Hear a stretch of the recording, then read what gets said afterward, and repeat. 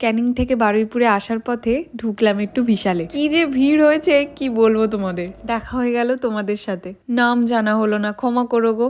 Video দেখলে please comment করো। কিছু শীতের পোশাক নেবো আজ, সামনে ঘুরতে যাওয়ার প্ল্যান আছে। এই হালকা শীতের গেঞ্জিগুলো বেশ ভালো, ওর জন্য একটা নেবো আজ। অনেকদিন ধরে একটা টুপি কেনার শখ, আজ ভেবেছিলাম নেব, কিন্তু কোনোটাই মাথায় পরে কমফোর্টেবল হচ্ছে না, তাই আর নিলাম না। অনেক কিছু কেনাকাটা হয়েছে, বাড়ি গিয়ে দেখাবো।